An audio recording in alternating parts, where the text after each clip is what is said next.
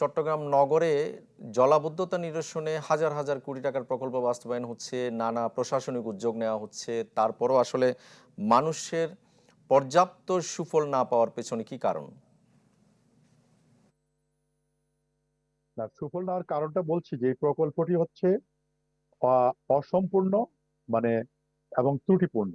ত্রুটিপূর্ণ বলছি, অসম্পূর্ণ বলছি যে টোটাল জলার মানে ড্রেন গুলিকে এর অন্তর্ভুক্ত করা হয়নি। আর ত্রুটিপূর্ণ হচ্ছে যে এখানকার রিটেনশন পন্ড বা জলাধার গুলিকে 1995 মাস্টার প্ল্যানে যেটা উল্লেখ ছিল সেটি এই প্রকল্প অন্তর্ভুক্ত করা হয়নি। মাত্র 36টি খালকে অন্তর্ভুক্ত করা হয়েছে। তাও আবার খালের যে উইথ, সে উইথের সাথে সামঞ্জস্য রেখে আমাদের রেগুলেটর গুলি করা হয়নি, স্লুইস গেট গুলিকে তাতে ছোট করে ফেলা হয়েছে। কাজে ভাটার সময় যে পানিটা আমি ছেড়ে বের করে দেব, সেই সময় কিন্তু পানিটা খুব ধীরে নামবে। আর হাই লিফট পাম্প যেটা রাখা হয়েছে, হাই লিফট পাম্পও তার ক্যাপাসিটি মোতাবেক এখানে রাখা হয়নি। তবে আমরা আগে থেকেই বলেছিলাম এগুলি অসম্পূর্ণ এবং ত্রুটিপূর্ণ। এগুলি সংশোধন না করলে তার টোটাল বেনিফিট পাবেন না। তবে এই প্রকল্পের, চলমান প্রকল্পের আমি মনে করি প্রায় শতভাগই এবার অ্যাকশনে ছিল।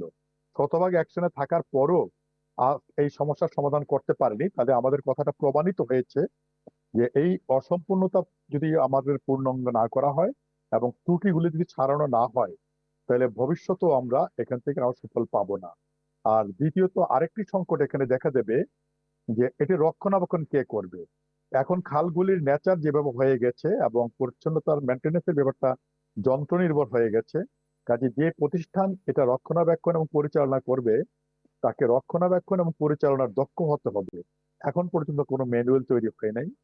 কোনো প্রতিষ্ঠান মানে জনবল কাঠামোর দিক থেকে যান্ত্রিকভাবে, ম্যানুয়ালগত ভাবে এবং আর্থিকভাবে কোনো প্রতিষ্ঠানকে এখন পর্যন্ত প্রস্তুত করা হয় নাই। তো সোদের ভবিষ্যৎ আমরা সমাধান পেতে হলে আমাদেরকে এই বিষয়গুলি অ্যাড্রেস করতে হবে। অসম্পূর্ণতা যা আছে তাকে অন্তর্ভুক্ত করতে হবে, ত্রুটিগুলি যা আছে তা সারাই করতে হবে। অ্যাট দ্য সেম টাইম একটা ম্যানুয়াল তৈরি করে একটা দক্ষ প্রতিষ্ঠান, সক্ষম প্রতিষ্ঠানকে দাঁড় করাতে হবে। সেটা যদি করতে পারি তাহলে হয়তো আমরা এইবার যে বর্ষণটা হয়েছিল তার টোটালি কিন্তু মোকাবেলা করা ড্রেনেজ প্রকল্প দ্বারা সম্ভব হতো না। তবে তবে আমরা জনগণের দুর্ভোগ অন্তত 50-60% রিডিউস করতে পারতাম যদি প্রকল্পটি যথাযথভাবে গ্রহণ করা হতো এবং তার ত্রুটিগুলি মুক্ত করা হতো এবং অসম্পূর্ণতা পূর্ণ করা হতো। তাহলে সেক্ষেত্রে জনগণ লাভবান হতো।